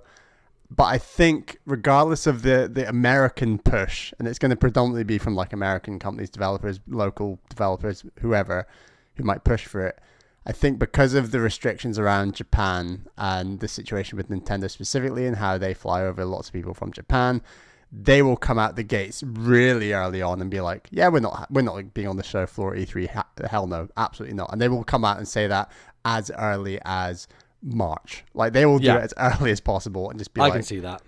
And they will just, step right back. And they'll say, in return, we're still going to have a presence over the summer. And Breath of the Wild 2 is going to be coming out in spring 2022. I don't think it's going to make this year. I think it might slip. But in return, you get a summer downloadable demo for Breath of the Wild 2 on your Switch. Oh, that'd be tasty. Yeah. And it's done as a statement of, we are Nintendo. We don't want people in booths this summer, and we want everyone, including games journalists, to be playing this demo at home. And that's all you're going to get to talk about. We're not giving other interviews about it. That's all you're getting, right? Until they do a big press push at the start of next year. Interesting. This is a good idea, and I would love them to do it. However, here's my hesitation, and it always becomes my hesitation with demos like this, and especially because Nintendo are not very good at this. People will crack the shit out of this demo and leak a bunch of stuff inside it, right? Like, it is inevitable that Nintendo will put out something that will have information about the rest of the game in it, and there is no world in which they want that to happen. And I think there is a real danger in them putting out a demo. People who do this shit, get techie with it, will crack that like an egg and find every little tiny piece of info. There's got to be some way around it.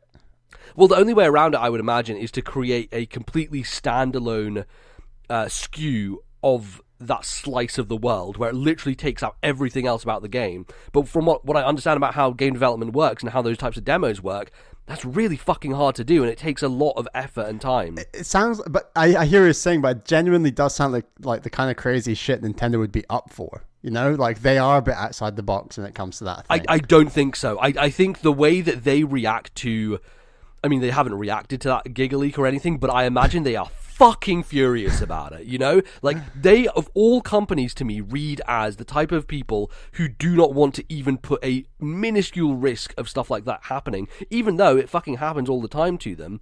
And especially when you think about, like, I think it was Ryu and who was it back in the day? Those two Smash characters who got leaked as a result of people digging into that stuff. Or maybe it was a different thing, but there has been stuff like this in the past where they put out a demo and that demo has been, taken apart and I think with Smash they actually put up like the soundtrack for a game that was. Oh, they did do that as well. So it's like on occasion they shoot themselves in the foot. On occasion, yes, that is very true. I believe it was the SNK stuff where it was like, it was an SNK character. Right, yeah. So yeah, I love the dream. Nintendo to me just don't. They want a controlled environment to do that, which is totally why they do the Best Buy stuff. It's also like a retail partnership thing with Best Buy, but yes. Even if they don't end up doing it, I think they might consider it. I think there are ways around it. It might be in the discussion, and they'll we'll see. But I separate to the Breath of the Wild demo, I think Nintendo will be the international leaders when it comes to. Yeah, we're not doing anything to do with E3. That's crazy, I think Sony are going to say the exact same thing again because they've skipped it twice in a row now, essentially. So I believe. Do you think Sony will come out before Nintendo to say anything?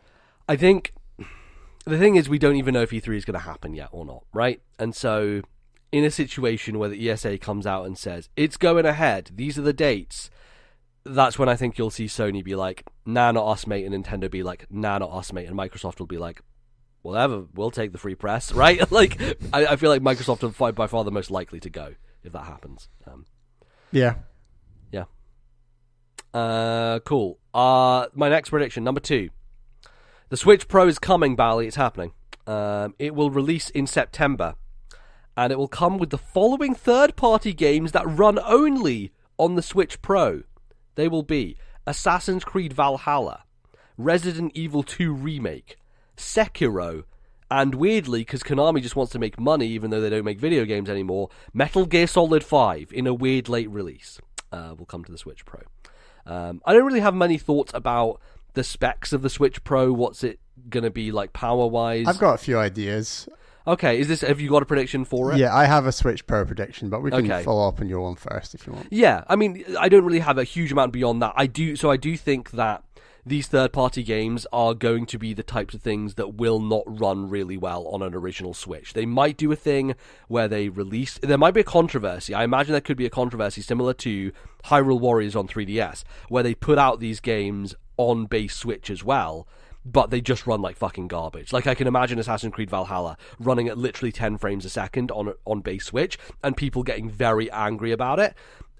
By which point Nintendo will have to redact something and then be like, oh, you can only play it on the Switch Pro. That's whether they do a half step or a new console, like it's such a minefield of just the marketing. How do they make sure people with the base console don't get upset? Like, it's an actual nightmare. And when you look in history at when Nintendo have done similar things, you look to new 3DS, which was just arguably pointless in many ways, where it's like so few games exclusive to it. Then the ones that were remakes. Well, it was like the remake of Xenoblade Chronicles. And then you look back further and you got like the Game Boy Color. So like you've got that idea that you can stick an old Game Boy game into a Game Boy Color, and it's been colorized. Like you can't. We're now, technology in the Switch is at a stage where you can't just put an old Switch game necessarily. Now here's the idea, Bally. What if Resident Evil 2 Remake is in black and white on original Switch? Extra, cinematic. Yes, no, exactly. Yeah, totally. Yeah. Okay, I'll share my ideas and then we can talk more wide about Switch Pro. Right. So I do think they do the half-step console. It's obviously got its issues, but I think that the messaging and marketing around this thing is gonna make people like us who know Nintendo be like, they really don't want to do this. This is the industry dragging Nintendo by its heels into like 4K. And what I mean by that is, I think that there's going to be very limited new functionality to the Switch Pro. I think that what they can do in order to try and attempt to keep the price down is that it runs in 4K, but it obviously only runs in 4K while the system's docked. So they can put more power through the new dock. And to make it run more smoothly, it's not going to be real 4K. It's going to be your magic thing we've been talking about, DLSS. Oh, okay. Here's the thing, right? Nvidia do the chips for Nintendo Switch. Exactly. I've read an article about this which fed into this point. I'm not pulling this out my ass. I like this. I like this. So I don't think frame rates are going to go above 30. And like I said, I think this is Nintendo reluctantly putting this out to just cover their ass a little bit from the Nintendo hardcore like you and me who are going to pick this up day one, and we want to play some games in nice, smooth 4K, 30 frames per second docked. I think it'll run in like, you can probably up the handheld version to 1080p, let's say, not 720, but it's still obviously going to be 30 frames per second. And I think that marketing wise, this game will launch alongside two games. That's a prediction for later. One of the games will be Mario Odyssey 2. And they'll come out like autumn, and they'll be like launched alongside the new Switch. And the thing is, I don't think this will be a hugely hyped launch. A bit like I was saying before, I think a bit like the new 3DS. They're just going. It's just going to be an announcement, and like, journalists will only get it a few weeks before its release. A bit like the PS5 and Series X, and it's going to be fairly low key. So they cover themselves by saying any queries about will this game run. So when we've been like, oh, I'm not sure if that game will run okay or not. This basically covers them to say, if you buy a Switch Pro and play docked, we guarantee you every single game will run incredibly smoothly. That sort of thing. It's just like this is the weirdest Nintendo system launch ever. Arguably, it's going to be so strange, and they're going to be reluctant, and the hardcore will buy it. But ultimately, the main seller is going to be the existing models of the Switch. It's going to be weird. Yeah. It's a hard one to predict, just because no matter the way you slice it, Nintendo are in a weird place compared to what will continue to happen with the industry, where they can just get left behind if they wait too long, you know? And to some degree, I don't know how much it matters, right? I think I need to see more sales numbers on stuff like Witcher 3 on Switch or Skyrim on Switch, and just see really, or even Doom, and see really how much are these types of games pushing the system at all to an audience outside of people who just buy and play indie games. Yeah, how core is it to the success of Switch, or is it very much an add-on, a side thing? Do you look at the 60, 70 million Switches out there and think, okay, 5 million people who bought this are the people who really care about those types of games. The rest of the people don't care as much. I think when you talk about a big mainstream audience, for the most part, people know what they're getting into with a Nintendo console of like, I'm getting this because I like Mario Kart, right? Like, otherwise you're going to buy a PlayStation if you like FIFA, right? Like, you're never going to get a Switch because you want to play those other games. So I do think it is a more limited market, but it does help them, right? And I think it helps more from an image perspective, I think, than from a money perspective. I don't think they actually necessarily make a huge amount more by having those games playable, but I do think from a perception standpoint, it just puts them in a place where they look like more of a competitor generally across video games. What do you think about the whole kind of, they've been dragged into this, they don't really want to do it, you know? No, that's totally true. It's 100% true. Nintendo don't, I think they got out the arms race a while ago, and they don't really care about having the highest resolution, type of thing. When you talk about like 30 frames, like I think that's generally going to be the case for third-party stuff. Nintendo go on a case-by-case basis, right? Like, Mario Odyssey 2 will run at 60. I will be shocked if it doesn't, because that's the first game runs at 60. That's the kind of bar they set themselves. Breath of the Wild 2 won't, No, Breath of the Wild 2 won't, because it's an open-world game. They can't push it that far. Same with stuff like Xenoblade. Like, these big games, you can't... I'm also kind of shocked that Fire Emblem only runs at 30, but I think that might just be a the way that the game is built. Yes, yeah. Yeah, I think I took a lot of sense from what Xbox have done with the two SKUs, where they're like, here's the 4K box, here's the 1080p box, and they're actually pretty much the same power. It's just this one does it, you know? So I think in that sense, this is just the 4K Switch, and obviously Nintendo aren't under pressure to have a handheld system running at 4K, therefore they can put a little bit more tech inside the dock. And then they've covered their ass to say, look, yes, you can play 4K Mario Odyssey to 4K Breath of the Wild 2. If you want that, you can do that. And that's something I'd like to do. And I think that, as you say, of the 60 million Switch owners, 5 to 8 to maybe at the max 10 million people might be interested in that prospect of, hey, I want to play Breath of the Wild 2 in 4K. I don't know. It's a much smaller market, but still good to cover their ass. And it's ultimately going to be one pillar of many. This isn't going to be... They're not going to move all their marketing into this Switch. Like, I don't think that's going to happen until the official Switch 2, and it's going to be like a DS to a 3DS jump. It's going to be very different. I think we're 2 to 3 years away from that. This is just a holding period. Yeah, it's a stopgap. And, Nintendo always do... And like, I think at this point, we're pretty safe to say, like, Switch is a handheld. Like, I think people like you maybe do it a bit more docked than most people. Yeah, especially in lockdown, but I do play handheld maybe like a third of the time. And when I travel with my Switch, obviously it's the whole time, but I've not traveled at all. Yeah, I mean, I play Switch 90% of the time handheld. Like, I am just a handheld. I've always been a handheld person first and foremost, and just the way I play games, it tends to be that I like having stuff on another screen while I play on a separate handheld screen, and that's kind of just the way I like most things. But if you bought one, would you be like, right, I'm going to play docked to get the added benefit, or... Not necessarily, no, because even if the screen itself on the handheld is even improved, like, I love the screen on the Switch handheld already, so if it's sharper than that, like, that's even better for handheld for me, so yeah. Probably not, to be honest, but, it's nice to have it, and it would be a good thing, and I do like...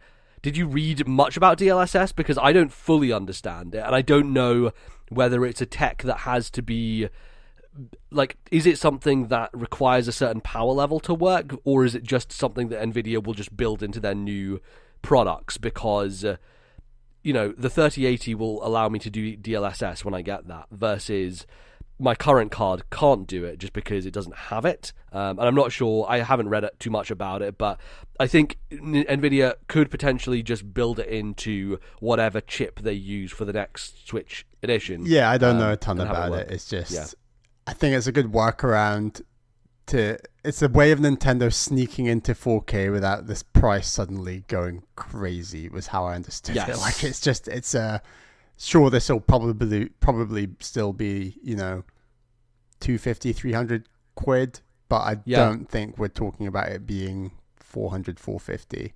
I think this could be 400 potentially, but more likely 350. I would see this coming in at, like, and maybe again, a little higher. That audience that we're talking about, the 5 to 10 million who are kind of like the most hardcore Nintendo fans in that sense, they would be willing to spend more money than your casual audience who are messing around with the Switch Lite, you know. So yeah, totally. Cool. My number 3. Yes. My number 3 is Xenoblade Chronicles 3. It's happening. I think that it's been long enough now since Torna came out, 2018, I think? They all merged into one. Yeah, Bally does. Why am I asking you? You don't have a clue. So it's definitely been long enough. The one thing I will call into mind is that they did do the definitive edition last year, and I wonder if that was...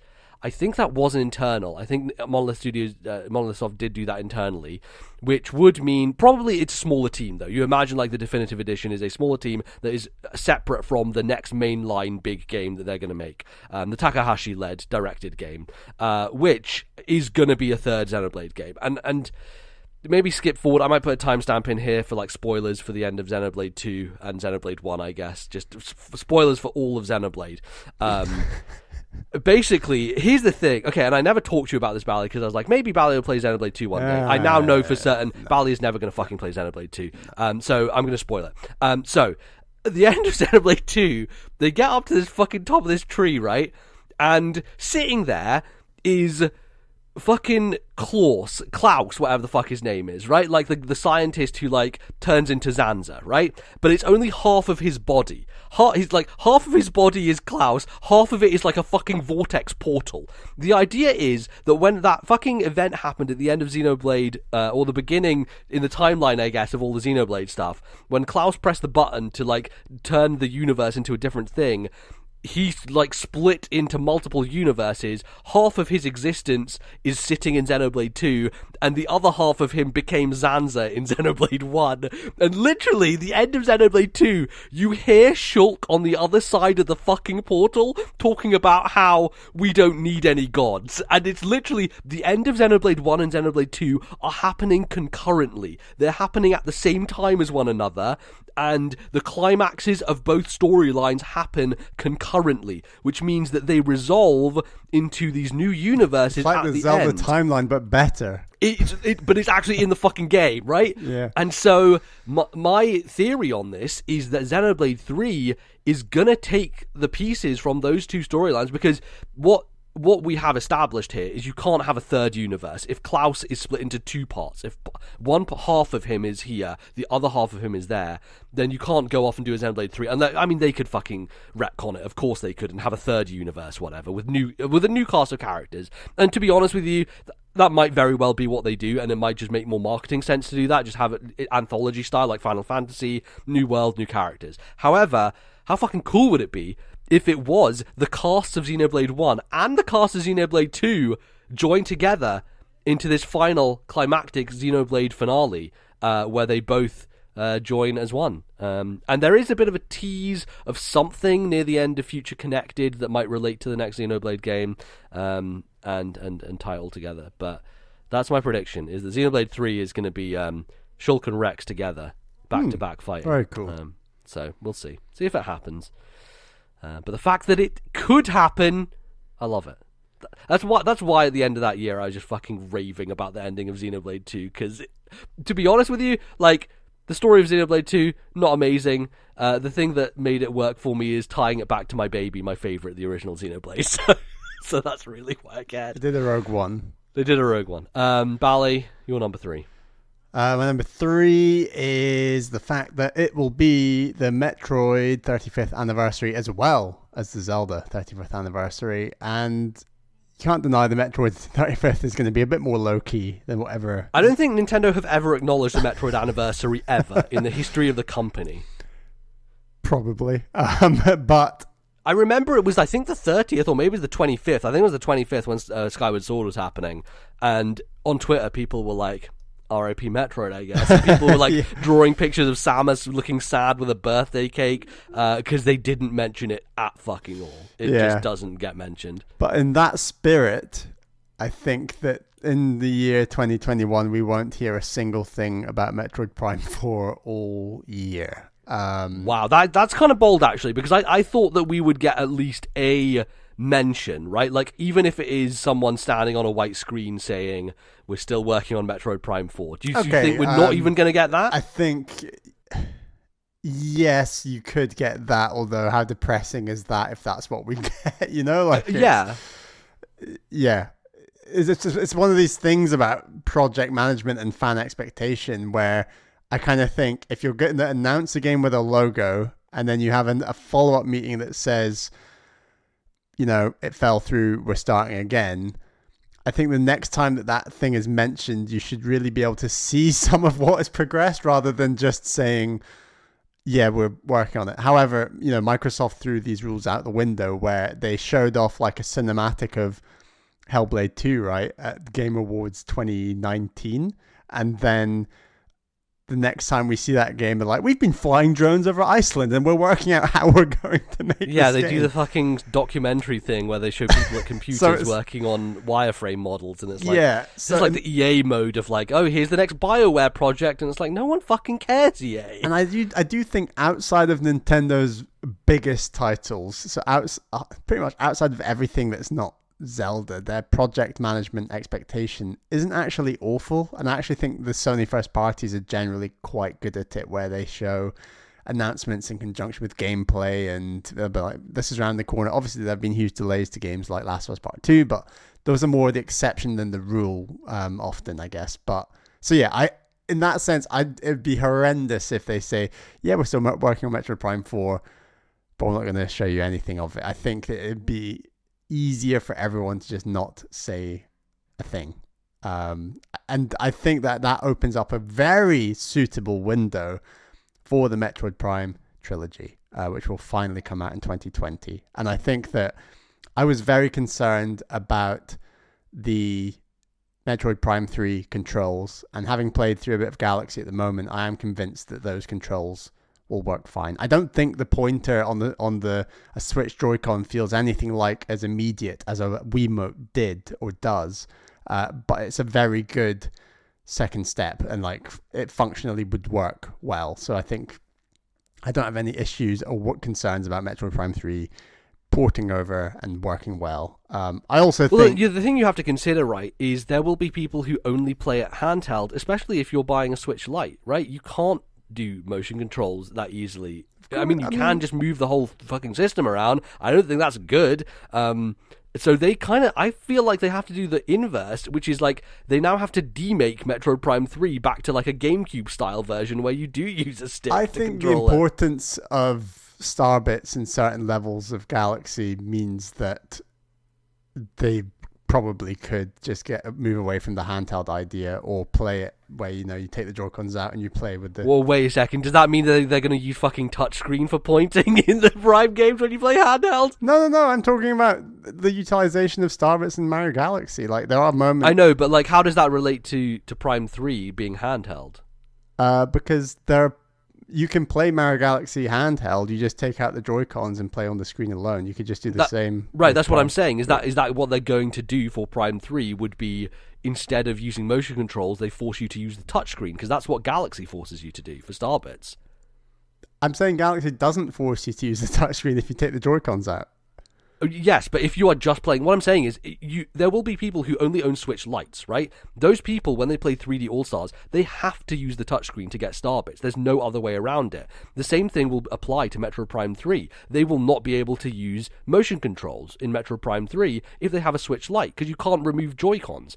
Therefore, is the solution to do what Galaxy did, which is to make you use the touchscreen. Yeah, I mean, there might be a botched version of using the touchscreen for that handheld mode, as you say. However, I think it goes back to who's the audience of like Metroid Prime Collection versus Mario 3D Collection, and probably quite a bit lower. Yes, probably quite a bit lower. You'd hope that most owners, or the people who care the most about playing Metroid Prime 3 in particular, will own either the original Switch or like have Joy-Cons to use for it. So I don't think it's a huge issue, although I agree it's not ideal, but Nintendo have botched things like this in the past. Oh yeah, no, they continue to botch. Yeah, and I just say Galaxy for Switch Lite users is quite a good example of like, yeah, we'll just shove it in anyway.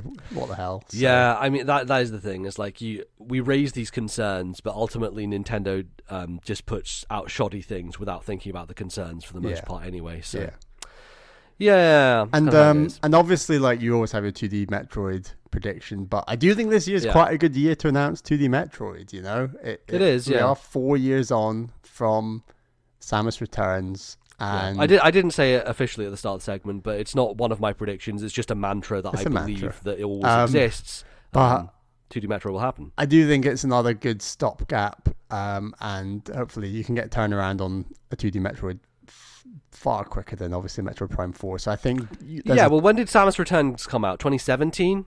You imagine that if they liked what Mercury Steam did and they want to work with them again, they have had ample time. And even if it's just a remake of Fusion, for example, you know, that could be something that happens. I'd be surprised if they followed a remake with a remake. So I think you're more likely to get a new one, or, you know, what happens after Fusion game, because but when's the last time Nintendo did back-to-back remakes for a series?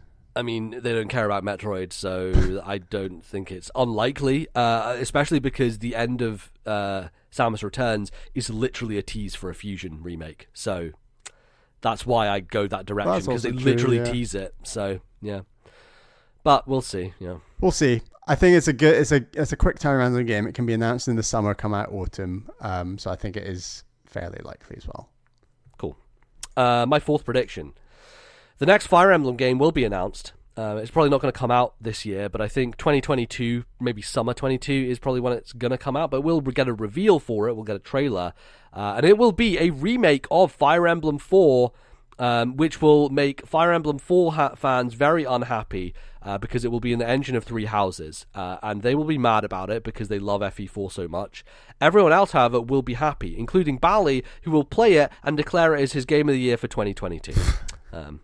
So, yeah, I think like we're in this place with Fire Emblem where they did set up the branding for the Echoes stuff, right? So they did Echoes on 3DS, and then they haven't followed that in any way. Like, there's a few ways they can go with it. They can go... What do you mean by branding? So they named that title Fire Emblem Echoes: Shadows of Valentia, meaning that the Echoes branding is something that they want to carry forward for multiple remakes of Fire Emblem games. Remake, right? Okay. Echoes means remake, basically, for the Fire Emblem universe. So I would imagine that it would be Fire Emblem Echoes: something to do with Genealogy of the Holy War. Not that exact name, because they want to make it something probably a lot more marketable than fucking Genealogy of the Holy War. Genealogy of the Holy War. Like, somehow I just don't think that markets quite that well these days.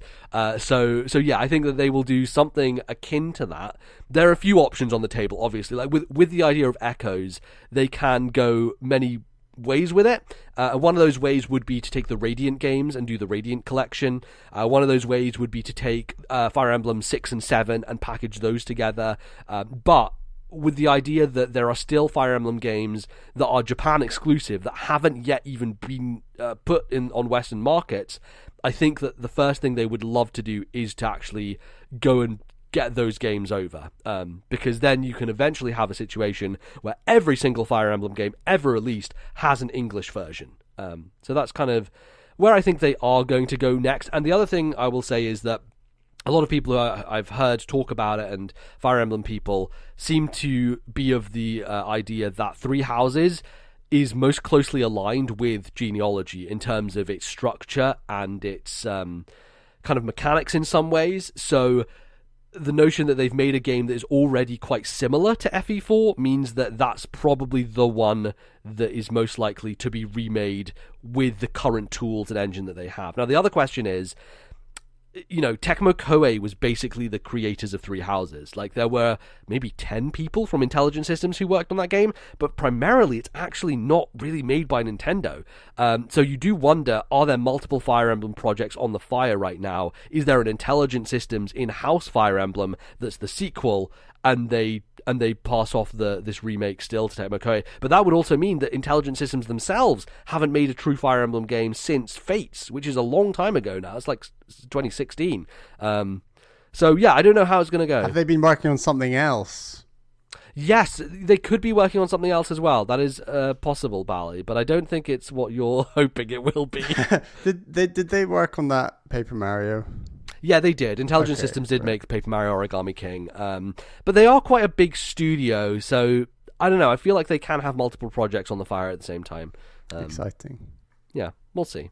Cool. My fourth prediction is, this is the random rabbit out of the hat game for this year. Okay. It's going to be Pilot Wings. It's been a while. I think it will launch with the Nintendo Switch Pro later this year, because it's been 9 years since Pilot Wings Resort, crazily enough. And I think that refreshingly we will finally move away from Woohoo Goddamn Island. I love Woohoo Island. Just take me back there. It's going to be a new land that will showcase the extra oomph that this new Switch Pro has to boot. Very good. I mean, it's one of those series that to me is always associated with new hardware. Yeah, exactly. Launch game N64, launch game Nintendo 3DS. So yeah, it was also a showcase for kind of the FX chip on Super Nintendo, right, as well. So, of course, yeah. So yeah, it's always kind of associated with new tech. So I wonder if there is some new tech that goes alongside the Switch Pro, or whether it's just like the power of this. Now we're going to do fucking Microsoft Flight Simulator Pilot Wings, where you go across. Imagine that, man. Imagine you just fly across the Nintendo world, and the Nintendo globe includes like the Mushroom Kingdom, Hyrule, like all these places. Guillaume's idea on NWR was that it's a good way of reutilizing the Breath of the Wild map, was to have a Pilot Wings Zelda in the world of Breath of the Wild. Yes. I mean, that would be awesome. I would love that. So I think I would, and that's arguably like the only main open world Nintendo have ever really made. So yeah, Xenoblade stuff, but that's a bit more segmented. It's not like a full. Yeah, Xenoblade, and then Woohoo Island is the other open world, I guess. But yeah, so this is true. I think something like that would be very cool. I think there'll be something that they'll want to just dangle that carrot a bit and be like, hey, you should really check out the Switch Pro for more than just Mario Odyssey 2. So we'll see. Yeah, I like it. I think Pilot Wings needs a bit of identity, I think, to stand out, right? Because it is like on 3DS they used Nbz for a lot of that stuff, and that was the association. And I think Nintendo's still kind of like Nbz. It's one of those things that they haven't really gotten rid of yet. Like, you still make a Mii on your Switch, even though you barely use it for anything.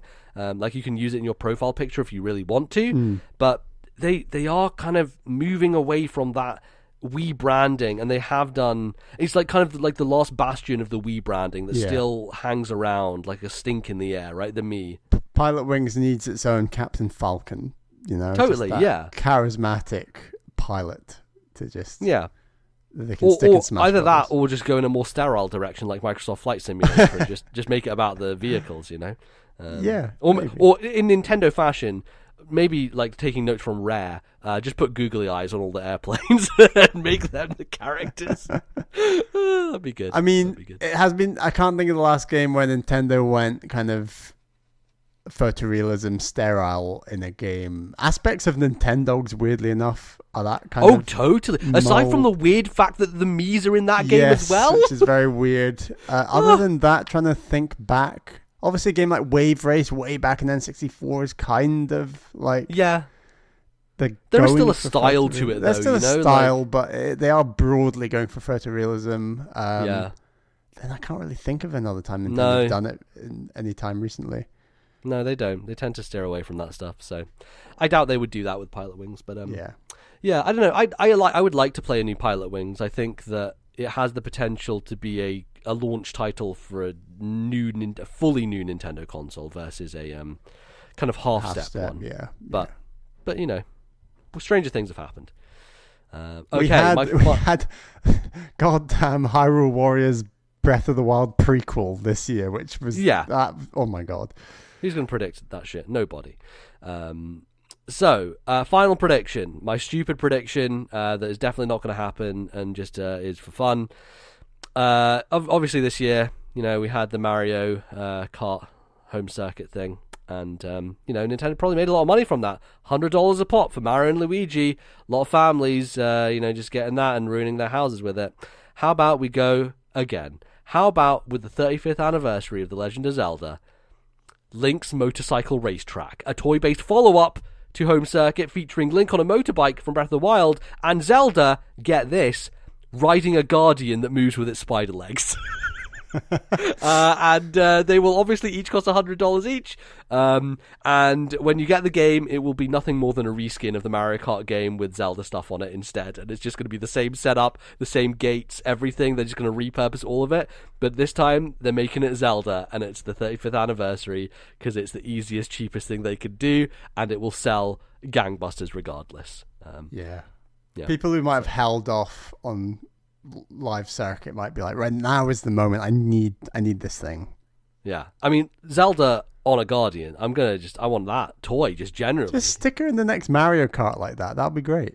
Yeah, exactly. She's just fucking riding on a giant Guardian the whole way. That would be amazing. Because the thing is with a Guardian, Link's already got his bike in Mario Kart Deluxe. That's true. There is a motorcycle there. But the thing with the Guardian is that they were originally nice, right? Before they got corrupted by Blight Ganon, whatever it is. So theoretically, and I haven't played Hyrule Warriors Age of Calamity yet, so I don't know if this happens. But theoretically, the good guys could ride Guardians. They seem like good transport, you know. Totally. Got laser beams on them, so exciting. Yeah, I genuinely do think like we will get more of that world beyond Breath of the Wild 2. I think the art style they've gone for and how popular that game is, I could see them going quite overboard in like the next Mario Kart with what they do with those aspects, or even like a spin-off game, or as you've said, some sort of Mario Kart Live equivalent. Like I think I personally think like the design of the Guardians, all the blue kind of technology in that game is some of the best like Zelda world design we've ever had, honestly. Like I think it's incredible. I love it. It's the most well-designed world in video games. Yeah, full stop, exactly. So like I think they need to crutch on that a lot more than they're even doing with their Muso game, to be honest. Totally. So we'll see. Okay, my one that's out there, not a million miles away from yours, but in line with Mario Kart. Okay, first of all, the number one insane prediction is that Mario Kart 8 Deluxe will be on discount for more than 33%. That's wild lunacy, Bally. That will never happen in a million years. Exactly. That's why I put it here. Okay, good. We've had Labo, Mario Kart Live Circuit, Ring Fit Adventure, as you said, but now Nintendo will show us Jump Rope Challenge 2.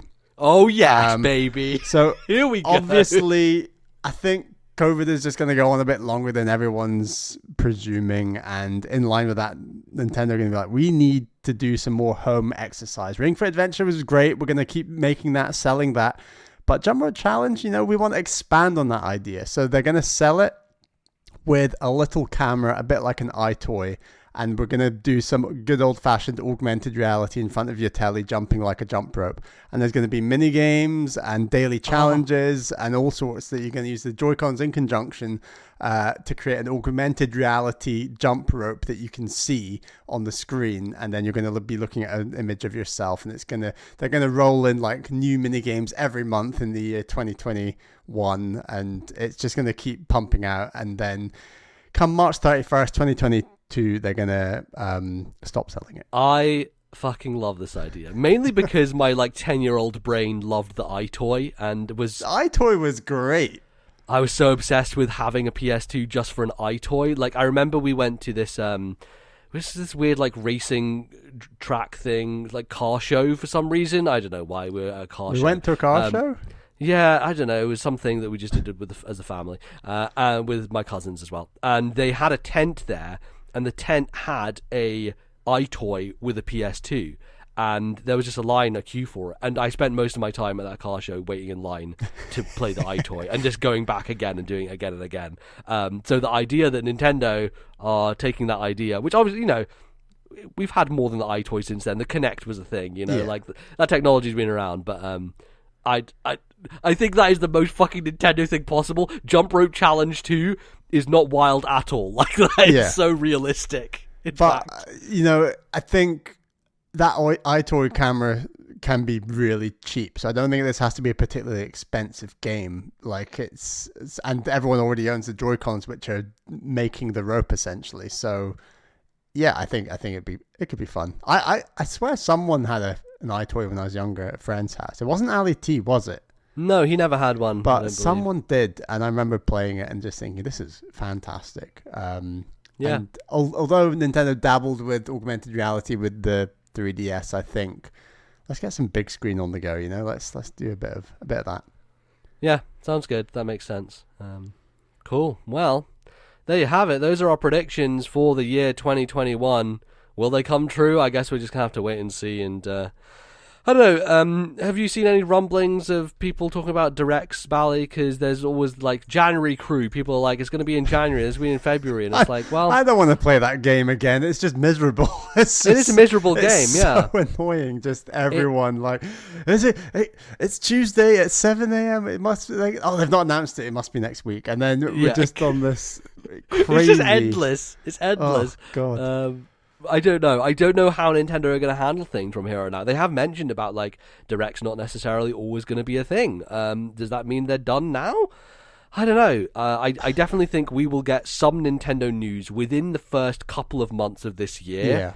Just because it's been such radio silence for so long that I think we need something. I personally would like for them to go back to we're doing one substantial direct every 3 months. And I think that the attitude they had last year maybe worked for the year, but I think, and when you squash all the announcements together, there was some big stuff in there, but I think spreading them out the way they did, the vast majority of those announcements had very little impact. And I'd personally, just from a Nintendo fan perspective, would like them to maybe just do one at the end of February, start of March, be this is what you can look forward to until summer E3 time. And we might drop an announcement for autumn, maybe, who knows, which they've occasionally done. I know that they're scared of COVID delays messing with things, but they do always have that message at the start being these could be impacted. And I think they'll have that message for a very long time. For a while, yes. But the other thing is, I don't know that any of those games have been impacted so far as ones we've got release dates for. Well, they don't really tell us how they've been impacted or not. They just say they've been impacted, but we don't know by what. By how much or anything. But what I mean is when they give something a release date in one of those directs, it tends to come out on that release date, right? It tends to not actually be delayed. Yeah. And I'm all in favor of announcing release dates as late as possible and stopping people, getting hyped for a specific date months and months out. I think video games are maybe gradually going to move past that point. I don't know. Maybe aim for slots rather than dates. Potentially. But hype sells, so. But maybe it doesn't. Look at Cyberpunk, man. That fucking crash and burn. So I really hope Cyberpunk is a step in the right direction for the industry to be you know what? Our preconceptions of how to market and sell a game aren't what they have been for the last decade, and we need to maybe fiddle around the edges a bit with the format going forward, especially for those big budget AAAs. Yeah, we'll see. Great. Well, that's going to close us out for the episode. Thanks everybody for listening. It's the first episode of the year, but we'll be doing plenty more as this year continues, and that includes next time, where we'll be talking about a particular video game, Super Mario Galaxy. We're going to be chatting about the galaxy and all the fun things in it and all the fun, crazy platforming that we're going to get up to. So please, get ready for that. Play the game alongside us, and if you want, write into the show and tell us your thoughts. Bally, where can they tell us those thoughts? Please email us at thisnintendolife@gmail.com. That is thisnintendolife@gmail.com, or drop us a comment, a thought in our Discord server. We've got a thread in there where you can talk about all things Mario 3D Collection. So link to that Discord server in the description, but it's also pinned at the top of our Twitter account at TNL Podcast if you want to access it through there. Absolutely. Speaking of that Twitter account, you can find us at TNL Podcast on Twitter, where you can also find me at Lord Nbz, where I'm just beating games left, right, and centre at the start of this year. I'm telling you, I got a lot of stuff that was like almost finished right up to the end of the new year, and then I'm like, all right, we're in January, boom, boom, boom, boom. Let's just finish Line them all up, ready Line to them all up, complete. knock them all out. I love it. Bally, where can they find you? Please find me on Twitter at Ballyman91. That's BALLYMAN91. Great. And we, on the Twitters, we were talking about all the stuff we've been doing. We're doing quite a lot lately, Bally, including some bonus shows that hopefully everyone has seen go up on the feed. But what came out was my top 10 games of the year, Bally's top 10 games of the year, and then a Mandalorian Season 2 spoiler cast where we talked about that show. Which was also a nice generalised check-in with the state of Star Wars, because a lot has happened. Yes, it was nice of Disney to do a whole fucking press briefing where they just announced loads of shows. So that was also, we talked about that as well, which was cool. So yes, if you didn't see those, or if you're interested in those, go check them out. They're on the feed. If you would also like to hear some more chat about other video games, you can go support us on patreon.com/thisnintendolife. Bally would like to thank some of our Patreon supporters. Yes, thank you very much to our $10 tier patrons. They are, of course, Zach S, Atari Alex, Thomas, Matthew, and my fiance Caroline. Thank you all for your $10 tier support. It is the new year on this non-tender life, so next week we're going to be doing some predictions for the year in the world of non-tender. Obviously a lot going on with other systems as well, so we're going to make some predictions in that realm. My prediction is that my PC is going to brick itself and I'm going to get a new one again. What do you mean? I'm going to get it. I'm going to have to wait 4 months for this brand new PC. It's going to arrive, and then it's just going to not boot, and I'm going to be like very sad. But why? Why will it not boot? I don't know. Just because I have bad luck. I'm just predicting. I'm just going to have bad luck. Just don't play hopefully Cyberpunk. Not. You'll be fine. Yeah, exactly. Hopefully not. Hopefully it'll all be wonderful and fantastic, and it'll last me a good 9-10 years, and I won't have to spend more money again. What if they announce a new graphics card by the time it arrives? No, they will. Of course they will. That's Nvidia. They announce a new graphics card every fucking 5 seconds. So. And then they're like, hey, this new one's going to be in the Switch Pro. Yeah. Or, no, just buy a Switch Pro, man. Don't need a computer anymore. Anyway, that pretty much wraps us up. Bally, any final thoughts? Any hopes for the new year for 2021? Let's get that vaccine out and get everyone safe again. Shout out to my grandparents who all have had their first doses of the vaccine. Good. So yes, that is good stuff. So we'll see. It's going to be interesting because I just think different countries are going to take very different amounts of time, and the video game industry, which is obviously so international, is going to, I feel, unlock at very strange times in comparison. And I'm crossing my fingers for the people in America that they don't have to pay exorbitant amounts of money for a vaccine because it's fucking stupid. Get a health service, America. Sort your shit out. And if you're thinking about going to E3 or PAX or anything, don't do it. Don't do it. Bad idea. Bad idea. Great. All right. Well, that's going to close us. Thanks, everybody, for listening. We'll be back very soon with some more nonsense, some more video games, some more Nintendo. See you soon. Bye-bye, folks.